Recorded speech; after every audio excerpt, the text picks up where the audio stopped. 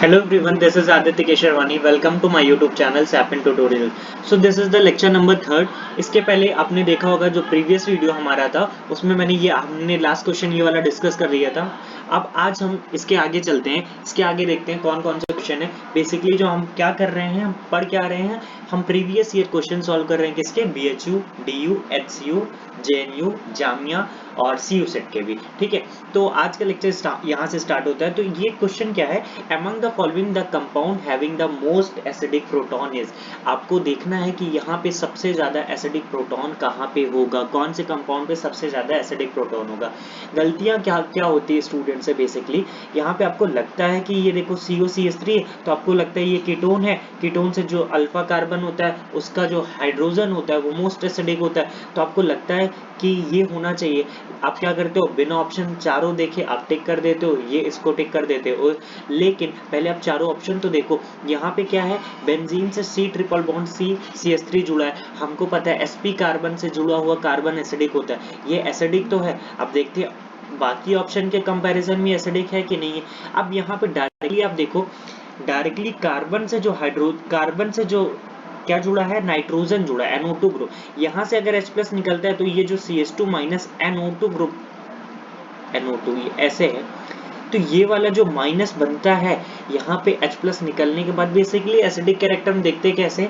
H+ निकालने के बाद अगर जो एनायनिक फॉर्म स्टेबल बनती है, जितना ज्यादा एनायन स्टेबल बनेगा उतना ज्यादा एसिडिक कैरेक्टर होगा या स्टेबिलिटी होगी.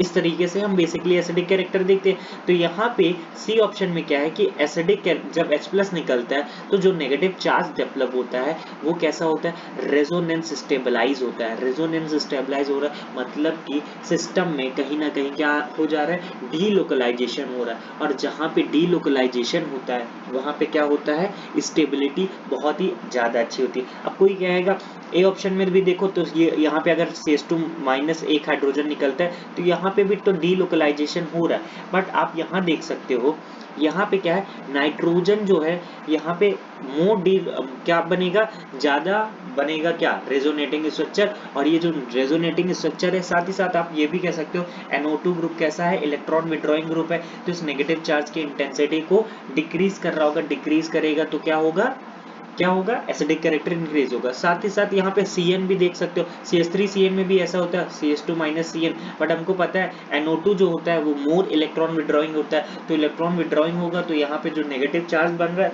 उसको ज्यादा स्टेबलाइज करेगा. दैट्स व्हाई हमारा C option will be your correct option.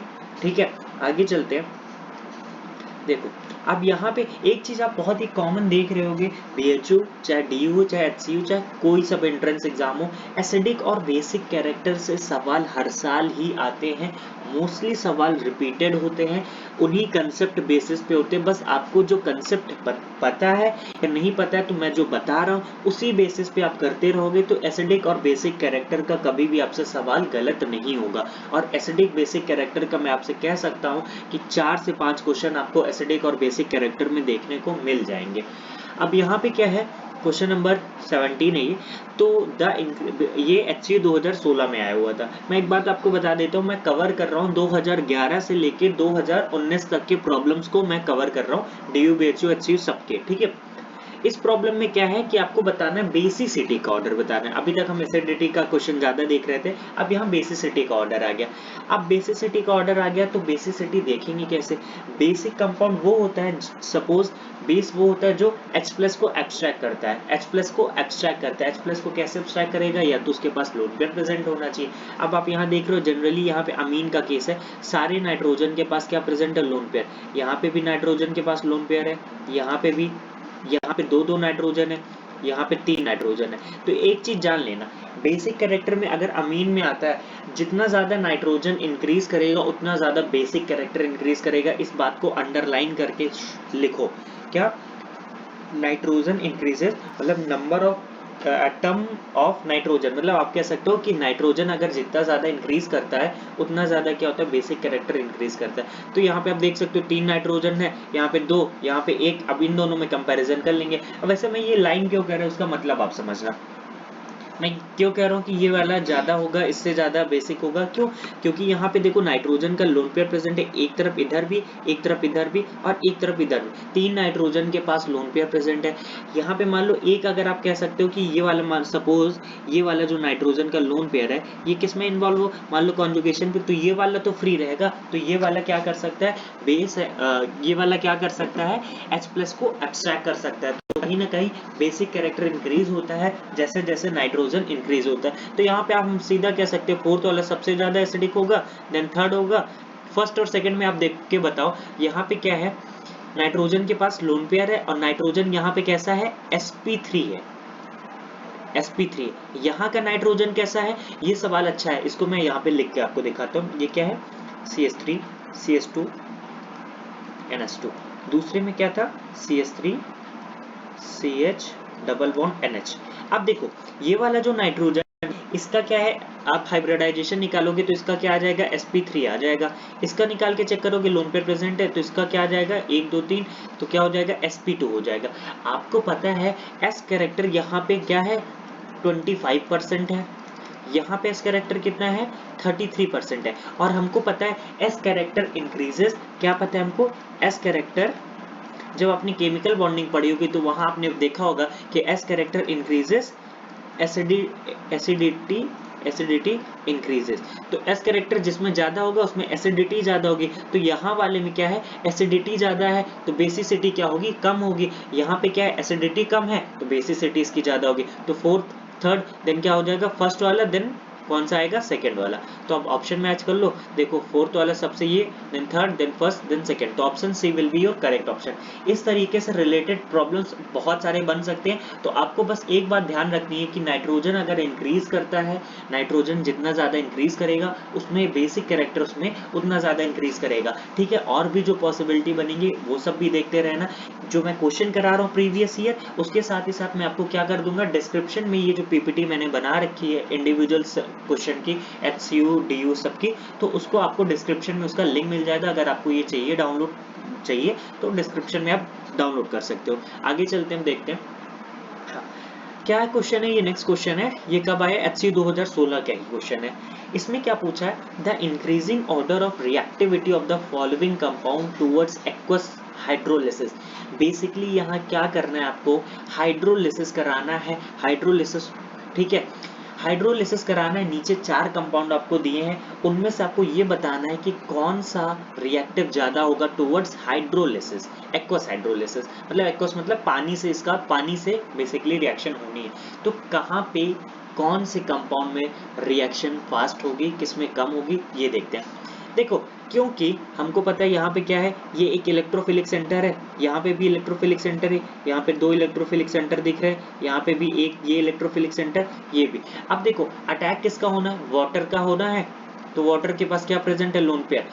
ये न्यूक्लियोफाइल है। अब न्यूक्लियोफाइल को क्या करना है, इलेक्ट्रोफाइल पे अटैक करना है। तो अगर जहां पे अटैक करना है, इलेक्ट्रोफाइल पे अटैक करना है, तो इलेक्ट्रोफिलिक कैरेक्टर जितना ज्यादा बढ़ेगा उतना ज्यादा क्या होगा, रिएक्शन फास्ट होगा। समझ रहे हो मैं कैसे कह रहा हूँ। मेरा क्या अप्रोच था इस क्वेश्चन को लेके, ये सुनना कि मुझे ये दिख रहा था कि चार ऑप्शन में ये क्या है, न्यूक्लियोफाइल के साथ रिएक्शन है, तो इलेक्ट्रोफिलिक सेंटर पे अटैक करेगा। इलेक्ट्रोफिलिक सेंटर पे अटैक करने के लिए क्या होना चाहिए, इलेक्ट्रोफिलिक कैरेक्टर जितना ज्यादा होगा रिएक्शन उतनी तेज फास्ट होगी। तो अब देख लेते चारों ऑप्शन में कि इलेक्ट्रोफिलिक कैरेक्टर कौन से कार्बन पे सबसे ज्यादा है। यहाँ पे देखो, तो आपको मैंने इस प्रीवियस वीडियो में बताया था कि हमें जब भी हेलोजन की बात आती है तो हेलोजन को आपको हमेशा जनरली क्या कंसीडर करना है, उसका -I पे कंसीडर करना है। तो यहाँ पे क्या है, क्लोरीन एज अ -I की तरह काम करेगा, तो ये क्या करेगा, यहाँ से इलेक्ट्रॉन विड्रॉ करेगा। तो इस कार्बन पे यहाँ मैं बना दे रहा हूँ CH3COCl, तो ये क्लोरीन क्या करेगा, यहाँ से इलेक्ट्रॉन विड्रॉ करेगा, तो इस कार्बन पे क्या आएगा, पार्शियल पॉजिटिव चार्ज आएगा। पार्शियल पॉजिटिव मतलब यहाँ पे इलेक्ट्रॉन डिफिशियंसी होगी। हमें चाहिए भी क्या, इलेक्ट्रॉन डिफिशियंसी, मतलब इलेक्ट्रोफिलिक कैरेक्टर जितना ज्यादा होगा उतना ज्यादा क्या हो जाएगा, न्यूक्लियोफाइल उतना तेजी से अप्रोच करेगा तो रिएक्शन फास्ट होगी। दूसरे ऑप्शन में क्या कह रहे हैं, तो दूसरा ऑप्शन ये देखो, CH3 C double bond O C double bond O CH3। अब क्या है कि यहाँ पे ऑक्सीजन के पास लोन पेयर प्रेजेंट प्रेजेंट है, या तो इधर दे सकता है या तो इधर दे सकता है। तो ये क्या कर रहा है, इलेक्ट्रोफिलिक कैरेक्टर को क्या कर रहा है, डिक्रीज नहीं कर रहा है, यहाँ पे इलेक्ट्रोफिलिक कैरेक्टर को डिक्रीज कर रहा है। मतलब आप ये कह सकते हो कि जब यहाँ न्यूक्लियोफाइल को अप्रोच करने में दिक्कत होगी, न्यूक्लियोफाइल यहाँ पे क्या था, वाटर वहां पे अटैक करना पसंद करेगा जहां पे इलेक्ट्रोफिलिक, ये कार्बन था, इलेक्ट्रोफिलिक कार्बन था। अब क्योंकि ऑक्सीजन का लोन पेयर ऑलरेडी इसको दे रहा है अपना इलेक्ट्रॉन डेंसिटी, तो यहाँ पे इलेक्ट्रोफिलिक कैरेक्टर क्या हो जा रहा है, घट जा रहा है। और ये क्या चाहता है, इलेक्ट्रोफिलिक कैरेक्टर चाहता है, जितना ज्यादा इलेक्ट्रोफिलिक होगा वो उतने तेज। तो यहाँ पे रिएक्शन थोड़ा इसके फर्स्ट के कंपैरिजन में स्लो जाएगी। थर्ड में देखो क्या है, CH3 C double bond OMe है। क्या है, CH3 C double bond OMe। यहाँ पे क्या था कि ऑक्सीजन का लोन पेयर इधर भी जा सकता था, इधर भी जा सकता था। अब यहाँ पे क्या है कि एक ही पॉसिबिलिटी, तो ये तो इलेक्ट्रोफिलिक कैरेक्टर को और ही ज्यादा क्या करेगा, डिक्रीज करेगा। मतलब कि यहाँ पे क्या इंक्रीज होगा, न्यूक्लियोफिलिक कैरेक्टर इंक्रीज हो जाएगा। इलेक्ट्रोफिलिक कैरेक्टर घट रहा है, बात तो वही हुई ना, न्यूक्लियोफिलिक कैरेक्टर को यहाँ इंक्रीज कर रहा है और इलेक्ट्रोफिलिक कैरेक्टर को डिक्रीज कर रहा है। हमें चाहिए क्या कि यहाँ पे ये जो कार्बोनिल कार्बन है, इस पे हमें मोर इलेक्ट्रोफिलिक कैरेक्टर चाहिए था, लेकिन यहाँ पे ऐसा नहीं हो रहा। अब यहाँ पे देखो, यहाँ पे क्या है, नाइट्रोजन, ये तो ऑक्सीजन के कंपैरिजन में नाइट्रोजन लेस इलेक्ट्रोनेगेटिव होता है, तो ये तो और ज्यादा इलेक्ट्रॉन डेंसिटी बढ़ाएगा, तो इलेक्ट्रोफिलिक कैरेक्टर घटेगा। हमें क्या था, इलेक्ट्रोफिलिक कैरेक्टर बढ़ाना था। तो हम देख रहे थे फर्स्ट वाले ऑप्शन में इलेक्ट्रोफिलिक कैरेक्टर क्या हो रहा था, इलेक्ट्रॉन डेंसिटी क्लोरीन की तरफ जा रही थी, तो सबसे ज्यादा फर्स्ट वाला हो जाएगा रिएक्टिव, क्योंकि हमें यहाँ पे रिएक्शन किसकी करानी, न्यूक्लियोफाइल की। न्यूक्लियोफाइल वहां पे अटैक करना पसंद करता है जहां पे इलेक्ट्रोफिलिक कैरेक्टर ज्यादा हो। ठीक है, अब सेकंड थर्ड फोर्थ में अगर हमें कंपैरिजन कर रहा हूं, तो यहाँ पे आप देख सकते हो कि ऑक्सीजन का लोन पेयर है, यहाँ नाइट्रोजन का लोन पेयर है। तो आप तो एक बात तो है, ऑक्सीजन का जो लोन पेयर है, ऑक्सीजन नाइट्रोजन से क्या होता है, मोर इलेक्ट्रोनेगेटिव होता है। तो मोर इलेक्ट्रोनेगेटिव है, तो नाइट्रोजन के कंपैरिजन में अपना लोन पेयर वो लेस धीमे से देगा, जबकि नाइट्रोजन फास्टली देगा। तो अब क्या हो गया कि ये वाला तो नाइट्रोजन वाला जो है वो तो लास्ट हो जाएगा। क्यों, क्योंकि ये इलेक्ट्रोफिलिक कैरेक्टर को क्या कर रहा है, घटा रहा है, या कह सकते हो न्यूक्लियोफिलिक कैरेक्टर ये इंक्रीज कर रहा है। अब बी और सी में देखो, तो यहाँ पे ऑक्सीजन का लोन पेयर इधर भी जा सकता है, इधर भी, लेकिन यहाँ पे डायरेक्टली ये क्या है, इधर ही जाएगा, तो यहाँ जाएगा तो इलेक्ट्रोफिलिक कैरेक्टर डिक्रीज हो जाएगा। डिक्रीज होगा तो रिएक्शन स्लो जाएगी। तो सबसे ज्यादा first, then second, then third, then fourth. आप ऑप्शन चेक कर लो, option D will be your correct option. इस तरीके के क्वेश्चंस आपको 100% देखने को मिलेगा ही मिलेगा। अभी इसमें थोड़ा सा और ग्रुप लगा दो, इधर CH2 लगा दो, ठीक है, एक में फिर CH2 लगा के फ्लोरीन लगा दिया। तो इस तरीके के क्वेश्चन, सेम पैटर्न आपको इसी तरीके से देखना है, पैटर्न में कोई डिफरेंस नहीं है। अब एक ही पैटर्न पे मैं बहुत ज्यादा क्वेश्चन नहीं करा रहा हूँ, क्यों, क्योंकि अभी मेरा काम क्या है, प्रीवियस ईयर आपका पूरा कंप्लीट कराना और उससे रिलेटेड जो प्रॉब्लम्स और बन सकती हैं वो बताना, और जो कंसेप्ट लग रहा है उसको एक बार आपको रिवाइज कराना। ठीक है, आगे देखते हैं। ये देखो HCU 2016 में फिर से सोचो, HCU 2016 में अभी तक हमने 4 क्वेश्चन डिस्कस कर चुके हैं, और वो भी चारों बहुत ही सिंपल क्वेश्चन थे। ये वाला तो और ही ज्यादा सिंपल है। इसमें क्या है, the increasing order of boiling point of the following isomeric hexane.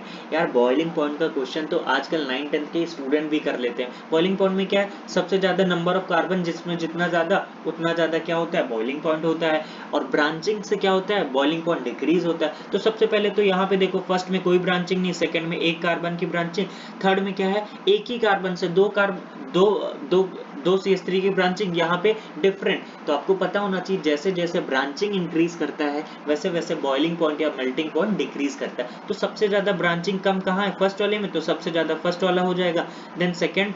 अब थर्ड और फोर्थ में देखो, 2 कार्बन की ब्रांचिंग, यहाँ भी 2 कार्बन की ब्रांचिंग। तो एक चीज जान लेना, सरफेस एरिया, मतलब कि सरफेस एरिया जितना ज्यादा होगा बॉइलिंग पॉइंट उतना ज्यादा होगा। तो यहाँ पे जितना ज्यादा दूर दूर ये ग्रुप लगा है, यहाँ पे एक ही कार्बन से दो CH3 जुड़ा है, तो इसकी बॉइलिंग पॉइंट क्या हो जाएगी, कम हो जाएगी। यहाँ पे दूर दूर है, इस वजह से सरफेस एरिया ज्यादा कवर करेगा, दैट्स वाई क्या हो जाएगा, ये फोर्थ पहले आएगा, देन थर्ड। तो बॉइलिंग पॉइंट और मेल्टिंग पॉइंट का क्वेश्चन तो बहुत सिंपल होगा, और अगर आपका लक अच्छा हो तो इस तरीके के क्वेश्चन आपको मिल जाएंगे, क्योंकि इस तरीके के क्वेश्चंस ऑलमोस्ट सारे स्टूडेंट्स कर लेते हैं, इसमें कोई ज्यादा डिफिकल्ट नहीं। तो ऑप्शन कौन सा होगा, आप चेक कर लो, first second, fourth, third. Option A will be your correct option. ठीक है, आगे देखते हैं। क्या है, मैंने बोला था लास्ट वीडियो में भी बोला था कि अगर आपको IUPAC नहीं आती अच्छे से तो प्लीज पहले आप IUPAC पढ़ो। IUPAC से रिलेटेड बहुत ही क्वेश्चन आते हैं। ये देख लो 2016 का हम 5वां क्वेश्चन कर रहे हैं, 5वां क्वेश्चन कर रहे हैं, वो भी GOC का कर रहे हैं। सोचो, इसीलिए मैंने सबसे पहले क्या स्टार्ट किया, GOC स्टार्ट किया। GOC के बाद हम एरोमेटिसिटी पे देखेंगे। एरोमेटिसिटी से भी 3 से 4 क्वेश्चन आपको देखने को मिलेगा ही मिलेगा। कोई सा भी सेंट्रल यूनिवर्सिटी का एग्जाम होगा, आपको 3 से 4 क्वेश्चन आपको देखने को मिलेगा ही मिलेगा। आगे चलते देखो इसमें क्या है, IUPAC नेम बताना है। तो देखो IUPAC नेम, अब देखो यहाँ पे डबल बॉन्ड है, यहाँ पे भी डबल बॉन्ड है। अब किस साइड से डबल बॉन्ड है, किस साइड से नंबरिंग करना चाहिए, यही तो खेल है। अगर मैं इसको 1 इधर में इसको बना लेता हूँ, ठीक है। बेसिकली ये क्या है, ऐसा स्ट्रक्चर है, यहाँ पे मिथाइल है ये, और यहाँ से क्या जुड़ा है, CH2 डबल बॉन्ड CH2। अगर देखो मैं इसको यहाँ से देता हूँ तो 1 2 3, 3 पे क्या पड़ रहा है, एक ग्रुप पड़ रहा है, ठीक है। अगर इसी को मैं थोड़ा ऐसे इधर भी बना के दिखाता हूँ आपको, अगर मैं यहाँ से नंबरिंग करता हूँ 1 2, याद रखना कभी भी जब डबल बॉन्ड पे आप नंबरिंग कर रहे हो तो एक साइड 1 इसको दिए, 2 इसको नहीं दे सकते। क्यों, जब अगर डबल बॉन्ड में फर्स्ट दे दिया है तो उससे जुड़ा हुआ जो दूसरा ये वाला बॉन्ड है हमेशा उसको सेकंड देते हैं।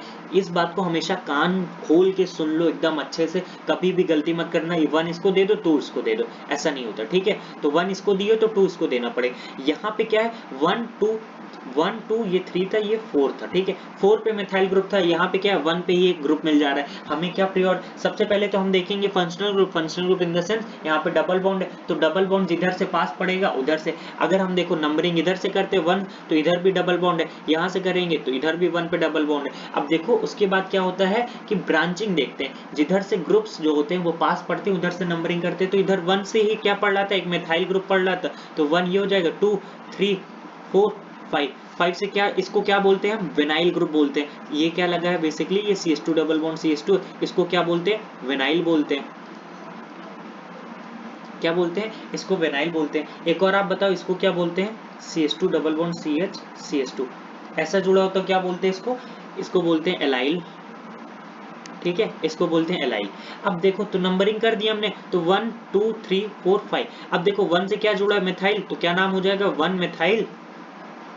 आगे क्या है, 5 से क्या जुड़ा है, विनाइल जुड़ा है, तो 5 विनाइल।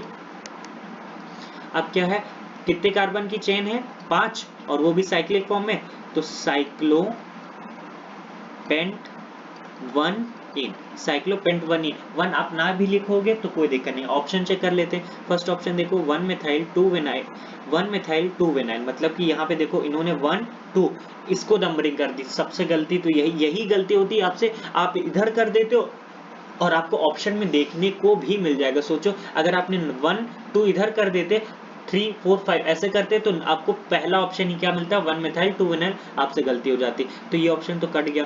दूसरा क्या, 1 विनाइल, इधर तो नंबरिंग जा ही नहीं रही थी तो ये भी कट गया। ये क्या है 1 मिथाइल, ये 1 मिथाइल 5 विनाइल साइक्लोपेंटेन इन, तो हमारा कौन सा ऑप्शन सही हो जाएगा, C option will be your correct option. आगे देखते हैं, हाँ, the most electrophilic molecule among the following is, ammonia क्या है, वैसे भी सॉरी वाटर क्या है, इलेक्ट्रोफाइल तो होता नहीं, तो ये क्या है एक, वैसे भी ये क्या हो गया, nucleophile. CH2 double bond CH2 हमेशा याद रखना ये न्यूक्लियोफाइल की तरह बिहेव करता है। BF3 के पास क्या प्रेजेंट होता है, आपको पता होना चाहिए, वैकेंट ऑर्बिटल होता है, दैट्स वाई ये कैसे बिहेव करता है, इलेक्ट्रोफाइल, मतलब वैकेंट ऑर्बिटल, मतलब कि ये कैसे बिहेव करता है, इलेक्ट्रोफाइल के जैसा। और अमोनिया के पास तो हमको वैसे भी पता है, नाइट्रोजन के पास लोन पेयर प्रेजेंट है, तो ये भी कैसे बिहेव करता है, न्यूक्लियोफाइल का। तो द मोस्ट इलेक्ट्रोफाइल क्या होगा, सिर्फ BF3 होगा, क्या होगा, सिर्फ BF3 होगा, ठीक है।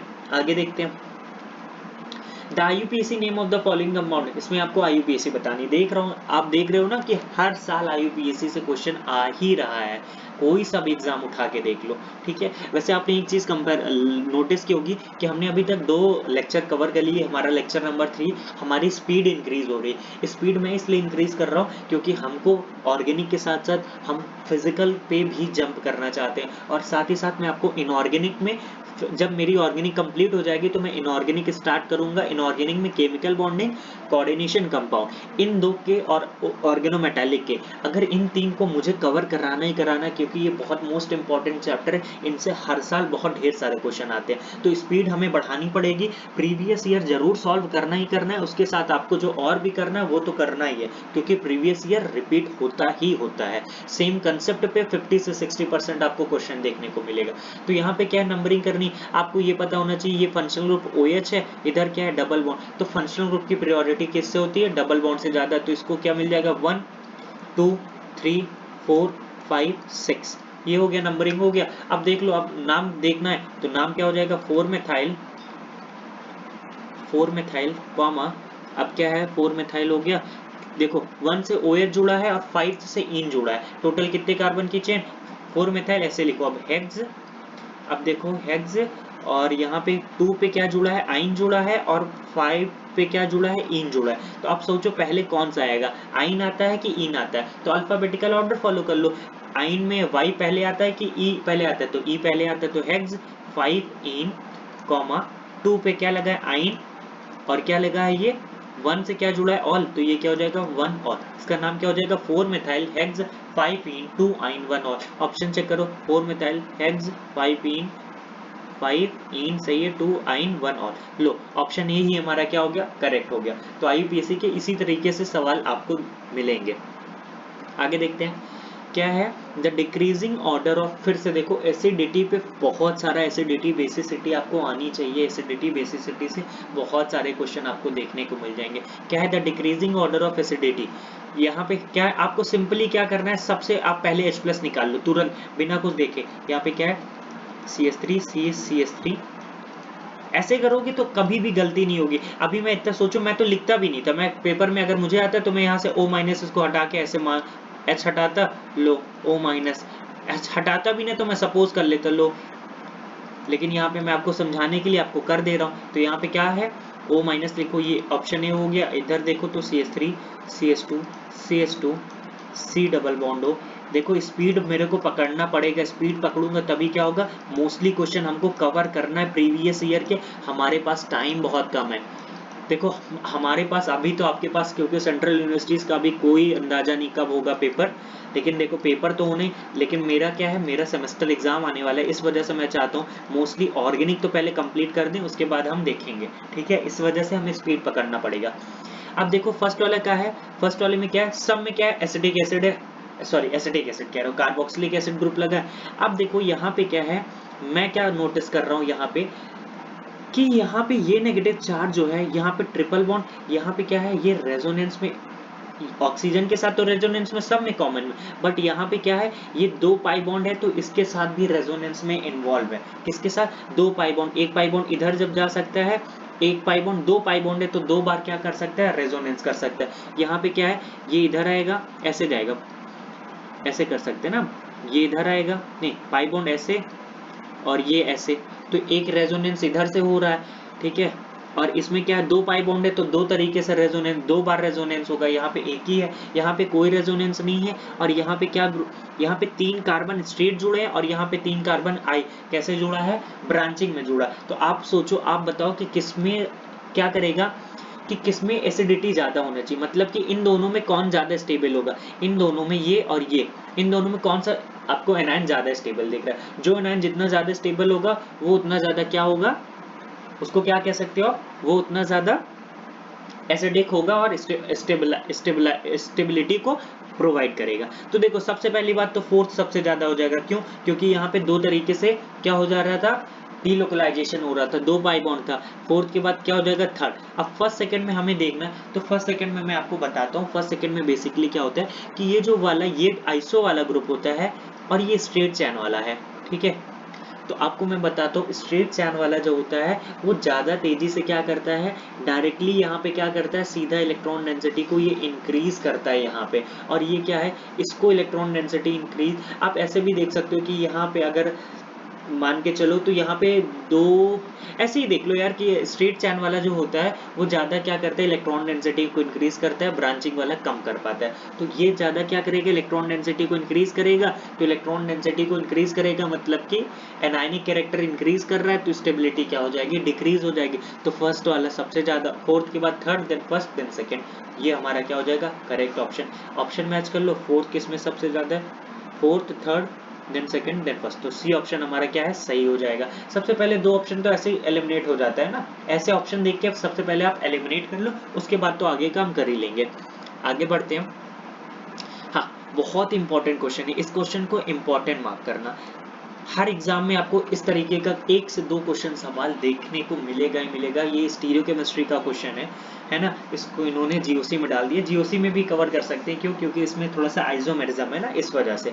तो क्या पूछ रहा है, इस लाइन को अंडरलाइन करना, द मैक्सिमम को अंडरलाइन करना बहुत ही अच्छे से। The maximum number of cyclic structure possible for the molecular formula C3H6O।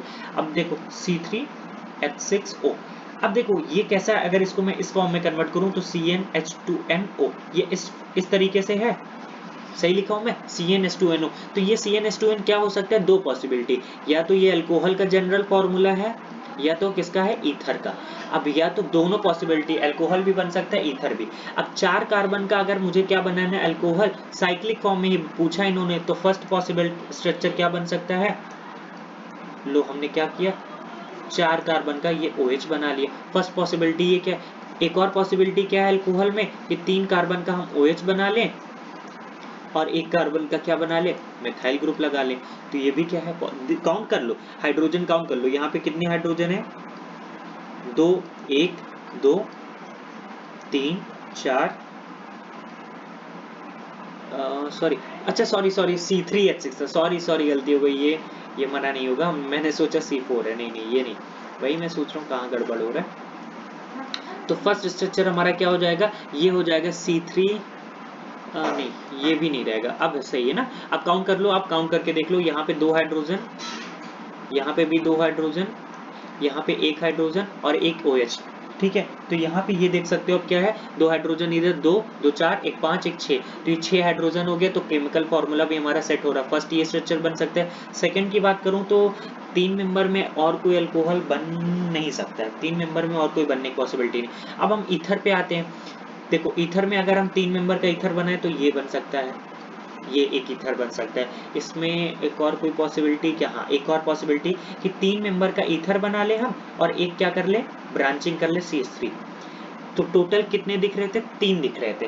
लेकिन यही तो इम्पोर्टेंट बात है, बात यही तो यहीं पे आके फंसती है, जब उन्होंने बोल रखा क्वेश्चन में the maximum number of cyclic structure. जब मैक्सिमम वर्ड यूज कर रहा है तो मैक्सिमम में आपको ये भी कंसीडर करना पड़ेगा कि वहां पे कोई स्टीरियो मतलब कि आपको वहां पे स्टीरियो केमिस्ट्री भी इन्वॉल्व करनी पड़ेगी, मतलब कि ऑप्टिकल कोई वहां पे क्या कायरल कार्बन है, अगर कायरल कार्बन होता है तो उसमें आपको पता है कि उसका एक मिरर इमेज भी बनता है। तो फर्स्ट वाले में तो देखो यहाँ पे कोई कायरल कार्बन नहीं है, यहाँ पे अगर काउंट करो तो ये OH, यहाँ पे CH2, इधर CH2, ये भी नहीं है कायरल। लेकिन ये वाला कार्बन आप देखोगे तो कायरल है, क्यों, एक इधर से यहाँ से डायरेक्टली जो बॉन्ड गया है वो O से जुड़ा है, एक हाइड्रोजन है, एक कार्बन से जुड़ा है CH2, एक इधर क्या CH3। तो ये एक क्या है, कायरल कार्बन है, तो इसका क्या होगा, एक मिरर इमेज भी बनेगा, ठीक है। तो एक फर्स्ट कंपाउंड ये है, 1 2 3, 3 ये हुआ और एक इसका जो मिरर इमेज बनेगा, तो क्या हो जाएगा, 4 हो जाएगा। अगर इन्होंने मैक्सिमम नहीं दे रखा होता, सिंपल पूछा होता the number of cyclic structure possible for the molecular formula, तो आपको 3 टिक करके आना होता है। लेकिन जब उन्होंने बोला है the maximum number of cyclic structure, तो आपको क्या करना है, स्टीरियो केमिस्ट्री भी इन्वॉल्व करनी है, आपको देखना पड़ेगा कि कहीं पे क्या है, कायरल कार्बन तो नहीं प्रेजेंट है, कायरल सेंटर तो नहीं प्रेजेंट है। कायरल सेंटर प्रेजेंट होगा तो क्या होगा, उसका एक मिरर इमेज भी बनेगा, वो भी हमें क्या करना है, काउंट करना है, ठीक है। बहुत इंपॉर्टेंट क्वेश्चन है, इस तरीके में मोस्टली बच्चे ऐसे 3 बना लेते हैं, लेकिन कोई स्टीरियो को नहीं इंक्लूड करता है। स्टीरियो उन्होंने पूछ रखा है, अगर मैक्सिमम वर्ड दिया है तो स्टीरियो आपको इंक्लूड करना है, ठीक है। आगे बढ़ते हैं, देखो फिर आ गया question, the increasing order of heat of combustion. याद है अभी जो हमारा फर्स्ट वीडियो था लेक्चर नंबर 1, उसमें क्या था, उसमें BHO 2013 में सेम इसी तरीके का हूबहू क्वेश्चन यही आया ही था, और मैंने आपको कंसेप्ट बताया है हीट ऑफ कंबशन का। सबसे इंपॉर्टेंट है हीट ऑफ कंबशन। अगर आपको कभी भी हीट ऑफ कंबशन निकालना है तो आपको क्या देखना है, देखो एक बार फिर से मैं कह रहा हूँ कि देखो हर लेक्चर में मैं आपको कंसेप्ट, अगर फर्स्ट लेक्चर में प्रीवियस ईयर में कोई भी कंसेप्ट आ चुका है तो वहां पे मैंने बता दिया है, तो अब बार बार नहीं बताने वाला मैं, इसीलिए कह रहा हूँ स्टार्टिंग से देखोगे तो आपका 100% फायदा होगा। मैं गारंटी कह सकता हूँ कि अगर आपने पूरा मेरे साथ जियो से मिलकर सपोर्ट किया मुझे और आपने पूरा अच्छे से कर लिया प्रीवियस ईयर, तो मैं कह सकता हूँ 100% आपका सेंट्रल यूनिवर्सिटीज में कोई ना कोई एग्जाम, तो कोई क्या, अगर आपने जितना भी दोगे आपका क्लियर हो जाएगा। ठीक है, मेरे साथ अगर आप सपोर्ट करोगे तो जैसे ही हम ऑर्गेनिक पास बहुत जल्दी करेंगे, उसके बाद हम इनऑर्गेनिक में केमिकल बॉन्डिंग और कोऑर्डिनेशन उठा लेंगे, इससे हमें 10 से 15 क्वेश्चन 100% मिलेगा ही मिलेगा। ठीक है, अब हीट ऑफ कंबशन में मैंने आपको एक चीज बताई थी लेक्चर नंबर 1 में कि सबसे पहले देखते हैं कि number of carbon increases, heat of combustion increases, heat of combustion increases. सबसे पहली बात हमको देखनी है नंबर ऑफ कार्बन इंक्रीजेस, तो heat of combustion increases. Second हम देखते हैं कि स्टेबिलिटी इंक्रीजेस, चाहे वो एल्कीन की हो, जैसे भी एल्कीन की अगर बात करें तो स्टेबिलिटी इंक्रीजेस 1/HOC, मतलब ये इनवर्सली प्रोपोर्शनल के साथ रिलेशन होता है। अगर कोई भी कंपाउंड में कोई एल्कीन सपोज ज्यादा स्टेबल है तो उसका हीट ऑफ कंबशन कम होगा। तो यहाँ पे आप डायरेक्टली देख सकते हो यार, यहाँ पे काउंट करो कार्बन, पहले सबसे पहले क्या देखना होता है, नंबर ऑफ कार्बन, 1 2 3 4 5 6 7 8, यहाँ पे 8 कार्बन है, यहाँ पे 1 2 3 4 5 6 7 8, यहाँ पे 1 2 3 4 5 6 7 8, यहाँ पे भी 8 कार्बन है, यहाँ पे काउंट करो तो 1 2 3 4 5 6 7। तो सबसे लास्ट तो ये हो जाएगा, थर्ड वाला सबसे लास्ट हो जाएगा। ऑप्शन एलिमिनेट करना हो तो सिंपल है, लो D option will be correct option. क्यों? क्योंकि हीट ऑफ कंबशन किस पे डायरेक्टली डिपेंड करता है, डायरेक्टली डिपेंड करता है, आपको मैंने बताया है नंबर ऑफ कार्बन पे। नंबर ऑफ कार्बन किसमें सबसे, ऑप्शन से एलिमिनेट कर लिया, लो 7 कार्बन इसमें, इन दोनों में कंपैरिजन करना तो आपको पता है कि यहाँ पे क्या है, ब्रांचिंग है, और यहाँ पे क्या है, ब्रांचिंग नहीं है। तो हीट ऑफ कंबशन में क्या, सरफेस एरिया पे भी डिपेंड करता है, सरफेस एरिया जितना ज्यादा बड़ा होगा हीट ऑफ कंबशन उतना ज्यादा होगा। तो सरफेस एरिया मतलब कि ब्रांच, आप ये कह सकते हो एक लाइन स्टेटमेंट अगर आपको लिखनी, heat of combustion is inversely proportional, heat of combustion is inversely proportional to branching, मतलब अगर ब्रांचिंग इंक्रीज करेगी तो हीट ऑफ कंबशन डिक्रीज करेगा। ठीक है, नेक्स्ट क्वेश्चन अब देखते हैं, the electron rich olefin among the following is, olefin का मतलब आपको पता होना चाहिए, एल्कीन को ऑलिफिन भी बोला जाता है। ठीक है, तो सबसे ज्यादा इलेक्ट्रॉन रिच कौन सी एल्कीन होगी, तो यहाँ पे ब्रोमीन है, ब्रोमीन के पास भी लोन पेयर प्रेजेंट है, लेकिन मैंने आपको बताया है कि आपको हेलोजन का जनरली क्या कंसीडर करना है, माइनस आई इफेक्ट कंसीडर करना है। यहाँ पे क्या है, CH3 ग्रुप लगा है, ये भी क्या कर रहा होगा, इलेक्ट्रॉन डेंसिटी इंक्रीज कर रहा होगा एल्कीन पे। यहाँ पे क्या है, ये वैसे भी क्या है, डबल बॉन्ड O सिस्टम है, तो ये इधर इलेक्ट्रॉन डेंसिटी को ये डिक्रीज कर रहा होगा। यहाँ पे क्या है, ऑक्सीजन है, ऑक्सीजन के पास क्या प्रेजेंट है भाई साहब, लोन पेयर प्रेजेंट है, लोन पेयर प्रेजेंट है, तो ये इसको क्या करेगा, इलेक्ट्रॉन अपना क्लाउड दे सकता है, इलेक्ट्रॉन क्लाउड दे सकता है। यहाँ पे क्या है, ये खींच रहा था, ये दे रहा था, A और C में दे रहा था और इन दोनों में खींच रहा था, तो A और C में कौन ज्यादा तेजी से इलेक्ट्रॉन दे सकता है, ये मिथाइल इंडक्टिव इफेक्ट की तरह, इंडक्टिव इफेक्ट के थ्रू डोनेट कर रहा है, यहाँ पे मेसोमेरिक इफेक्ट के थ्रू डोनेट कर रहा है। तो यहाँ पे इलेक्ट्रॉन लोन पेयर ज्यादा तेजी से इलेक्ट्रॉन डेंसिटी इंक्रीज कर सकता है, तो इलेक्ट्रॉन रिच ऑलिफिन सबसे ज्यादा कौन सी हो जाएगी, A will be your correct option. आगे देखते हैं, अब यहाँ पे क्या है, इस तरीके का क्वेश्चन आपको देखो, एक यही क्वेश्चन ही बनता है बेसिकली, यहाँ पे CH3Cl लगा दो, फिर CHCl3 मतलब क्लोरोफॉर्म या फ्लोरीन ऐसा कुछ लगा दो, डाइपोल मोमेंट का क्वेश्चन आपको हर साल हर एग्जाम में सेम हूबहू यही को दे सकता है। बस ये क्या करेगा, यहाँ पे CHCl3 एक बार दे देगा, CH2Cl2 दे देगा, एक बार क्या दे देगा, CHCl3 दे देगा, CCl3 दे दिया, H ऐसा। तो इस तरीके का क्वेश्चन आपको 100% देखने को मिलेगा। मैं ये वाला बता दूं, बाकी आप अपने से थोड़ा सा प्रैक्टिस कर लेना। ठीक है, देखो मेरा अप्रोच क्या था, मैं जब इस क्वेश्चन को देखता हूँ ना तो मुझे एक चीज समझ में आती है, कार्बन क्या टेट्राहेड्रल स्ट्रक्चर बनाएगा, तो मैं क्या कहता हूँ, एक को बना के देख लेता हूँ, क्लोरीन, और यहाँ पे मैं क्या कर लेता हूँ, क्लोरीन लगा दिया। दूसरा अगर देखूँ तो क्लोरीन क्लोरीन हाइड्रोजन हाइड्रोजन, इधर देखो तो क्लोरीन क्लोरीन हाइड्रोजन हाइड्रोजन। अब देखो डाइपोल मोमेंट इक्वल टू क्या होता है, चार्ज इनटू डिस्प्लेसमेंट, तो जितना ज्यादा चार्ज और डिस्टेंस इंक्रीज करेगा उतना ज्यादा क्या होगा, डाइपोल मोमेंट इंक्रीज करेगा। ठीक है, तो सबसे पहली बात मुझे जो मेरा अप्रोच क्या था, मैंने जब इस क्वेश्चन को देखा तो मुझे ये लगा कि फ्लोरीन क्या था, इधर इलेक्ट्रॉन, कार्बन से ज्यादा क्या है इलेक्ट्रोनेगेटिविटी फ्लोरीन की, तो इलेक्ट्रॉन डेंसिटी को इधर पुल करेगा। तो डायरेक्शन किधर है, वेक्टर का डायरेक्शन, इन दोनों का रिजल्टेंट किधर आएगा, इधर आएगा। क्योंकि डायपोल मोमेंट एक वेक्टर क्वांटिटी है तो इसको हम वेक्टर की तरह सॉल्व कर सकते हैं। अब क्लोरीन क्या है, एक इधर खींच रहा है, लेकिन एक क्लोरीन जो लगा ये इधर खींच रहा है। तो ओवरऑल इन तीनों का आप देख सकते हो, इन तीनों का अगर डायरेक्शन देखोगे तो नीचे की तरफ था, तो इनका रिजल्टेंट क्या है, नीचे की तरफ आ रहा है। ठीक है, नीचे की तरफ आ रहा है। और ऊपर क्या है, क्लोरीन, तो क्लोरीन का डायरेक्शन जस्ट अपोजिट है। तो कहीं ना कहीं ये थोड़ा सा वेक्टर को क्या कर रहा होगा, कम डिक्रीज कर रहा होगा। मतलब कि नीचे ये डायरेक्शन था और एक ऊपर था, तो ओवरऑल रिजल्टेंट क्या है कि थोड़ा सा डिक्रीज हो रहा होगा डायपोल मोमेंट। ठीक है, डिस्टेंस जो होगा थोड़ा सा डिक्रीज कर रहा होगा। यहाँ पे देखो, एक क्लोरीन इधर, एक क्लोरीन इधर, हाइड्रोजन तो चलो, हाइड्रोजन को हमेशा मैं क्या मान के चलता हूँ, न्यूट्रल मान के चलता हूँ, उसका डायरेक्शन ही नहीं दिया सपोज। वैसे कार्बन और हाइड्रोजन में तो इधर ही होगा, कार्बन की तरफ होगा, कार्बन हाइड्रोजन में नीचे की तरफ। तो देखोगे आप, तो इधर फ्लोरीन फ्लोरीन और इसका इधर है, लेकिन ओवरऑल देखोगे तो फ्लोरीन फ्लोरीन मोस्ट इलेक्ट्रोनेगेटिव है, तो इसका जो रिजल्टेंट निकलता है वो नीचे निकलता है। और इसको कैंसिल आउट करने वाला भी क्या है, हाइड्रोजन है, जो कि इफेक्टिव कैंसिल आउट नहीं करेगा। यहाँ पे क्या है, क्लोरीन क्लोरीन, और इधर क्या है, क्लोरीन, और हाइड्रोजन इधर है। तो अब आप ये देख सकते हो कि क्लोरीन क्लोरीन क्या है, दोनों दोनों इस डायरेक्शन में है, और हाइड्रोजन हाइड्रोजन, तो ये दोनों ऑलमोस्ट सेम है। अब आपको ये देखना है कि चार्ज कौन इंक्रीज ज्यादा करेगा, आपको पता होना चाहिए कि चार्ज कौन ज्यादा इंक्रीज करेगा। सोचो, अगर आप एक मिनट सोच के देखो कि फ्लोरीन है और एक क्लोरीन है, तो चार्ज कहाँ पे ज्यादा इंक्रीज होगा, क्योंकि डायपोल मोमेंट क्या होता है, चार्ज और डिस्टेंस दोनों पे डिपेंड करता है। ठीक है, तो यहाँ पे क्या होना चाहिए, सोचो थोड़ा सा, आप खुद सोच के देखो तो आपको समझ में आ जाएगा। मुझे क्या लगता है, जब मैं इस क्वेश्चन को देख रहा था तो मुझे क्या लग रहा था, फ्लोरीन क्या है, ज्यादा इलेक्ट्रोनेगेटिव है, तो यहाँ पे क्या हो रहा होगा, जो फ्लोरीन है, चार्ज जो है, इफेक्टिव चार्ज जो है वो ज्यादा इंक्रीज कर रहा होगा इसके कंपैरिजन में।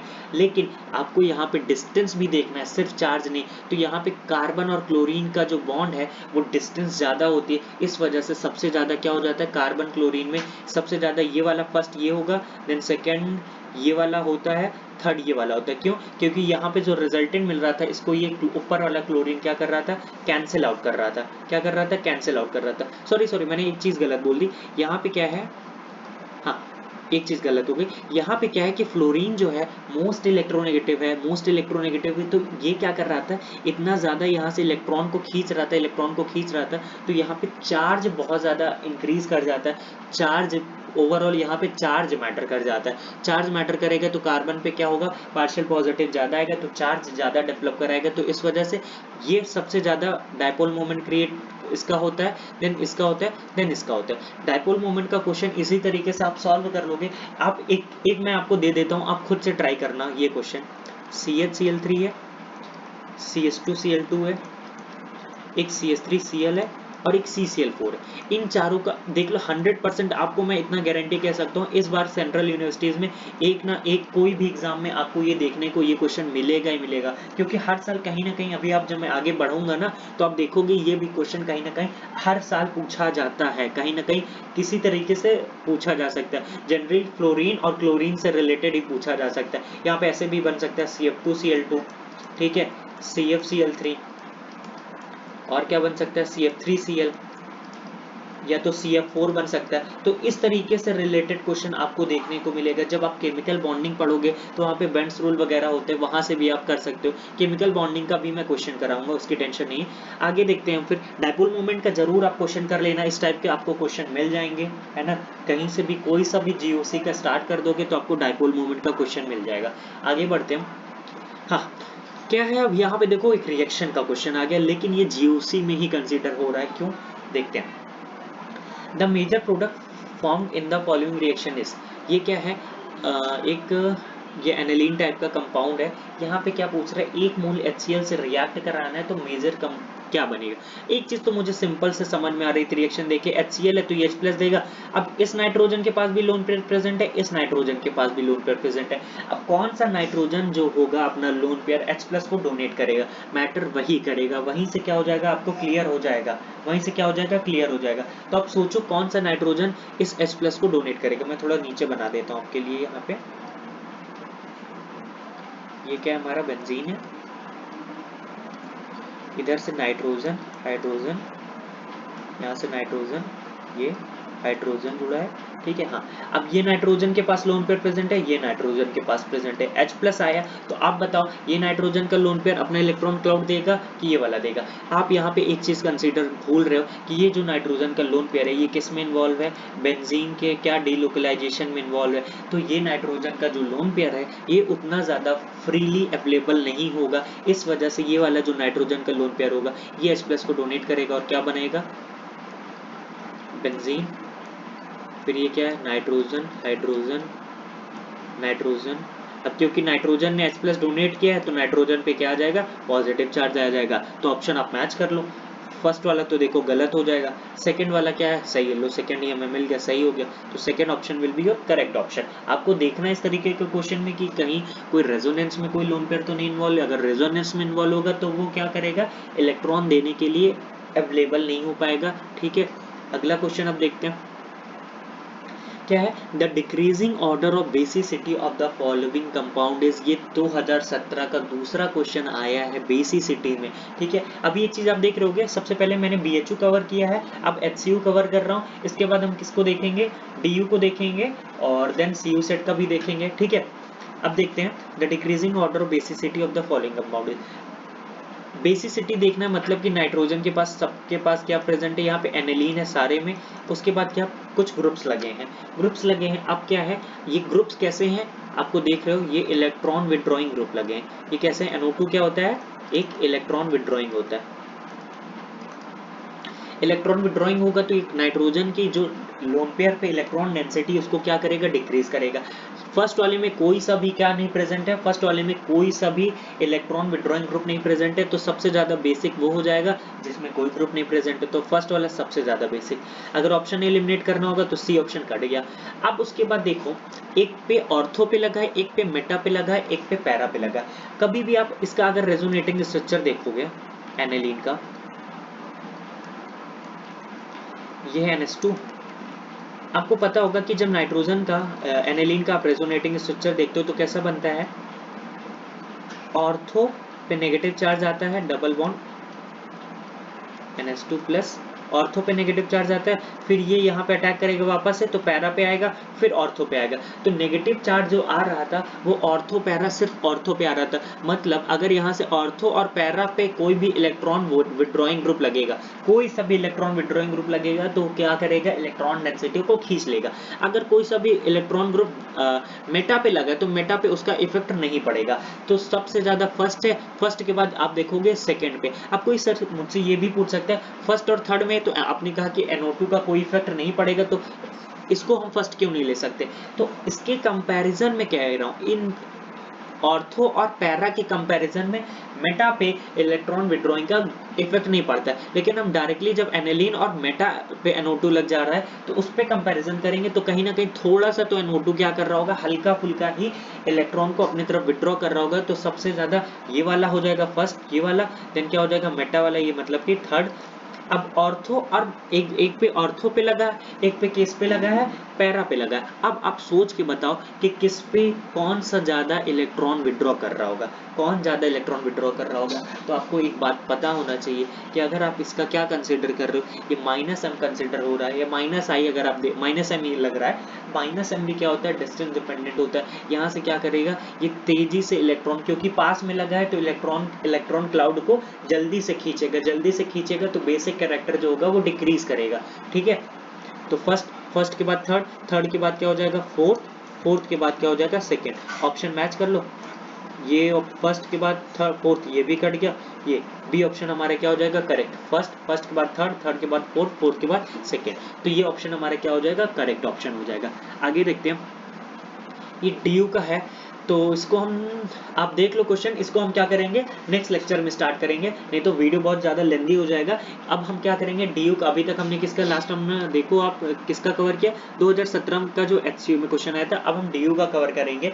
हमने अभी BHU का कवर कर लिया है, GOC में जितने भी हैं, और HCU का कवर कर लिए, अब हमारा नेक्स्ट टारगेट है DU, ये हम नेक्स्ट लेक्चर में अपने स्टार्ट करेंगे। तो आई होप आपको अच्छा लग रहा होगा। मैं फिर से रिक्वेस्ट कर रहा हूँ, आपको फिर से समझा रहा हूँ कि अभी आपका लॉकडाउन चल रहा है, आपके एग्जाम एग्जाम्स थोड़ा पोस्टपोन्ड हो सकते हैं, पोस्टपोन क्या होगा ही श्योर है, लेकिन एक चीज जान लो, अभी अफवाहों पे मत बिलीव करना। बहुत सारे स्टूडेंट्स क्या कह रहे हैं कि यार CU सेट जो एग्जाम होता था अभी तक, अब उसी के अंडर ये सब DU BHU सब एक ही साथ होगा। बिल्कुल नहीं, अभी ऐसा कोई ऑफिशियल नहीं लेटर आया है, तो अभी आप ऐसा कुछ भी मान के मत चलो। अभी बस आपको पढ़ते रहना और कोशिश यही करो जितना मैं प्रीवियस ईयर करा रहा हूँ वो करके जाना। बस प्रीवियस ईयर कर लोगे तो आपका बहुत फायदा हो जाएगा। एक और बात इंपॉर्टेंट है कि यार मैं आपके लिए इतनी मेहनत, आप थोड़ा तो सपोर्ट करो मुझे, सपोर्ट करो मेरे चैनल को, शेयर करो अपने दोस्तों से, उनसे बोलो कि यार मैं इतनी मेहनत कर रहा हूँ तो वो भी इसको देखें।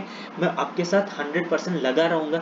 बहुत सारे यूट्यूब में आप देख रहे होगे क्या होता है कि स्टार्ट तो कर देते हैं बट वो 2-3 लेक्चर पढ़ाए उसके बाद छोड़ देते हैं, लेकिन मैं आपको गारंटी कह रहा हूँ मैं ऑर्गेनिक आपकी कवर कराऊंगा। और टाइम पे ऑर्गेनिक हो गया, क्योंकि मेरा भी सेमेस्टर एग्जाम है। अगर मेरा सेमेस्टर एग्जाम आ जाता है तो थोड़ा प्रॉब्लम, तब भी मैं आपको डेली दिन में एक वीडियो तो पोस्ट करूंगा ही करूंगा। और अभी मैं क्या करूंगा, आज से कल से हमारा पूरा टारगेट रहेगा मैं एक दिन में 2 वीडियो पोस्ट करूं, दो आप लेक्चर देख सको। ठीक है, ये हमारा टारगेट रहेगा। अगर अभी आप नए हो चैनल पे तो चैनल को प्लीज सब्सक्राइब करो, अपने फ्रेंड से शेयर करो, उनसे बोलो लाइक और सब्सक्राइब जरूर करें। सो यार, thank you so much for watching the video.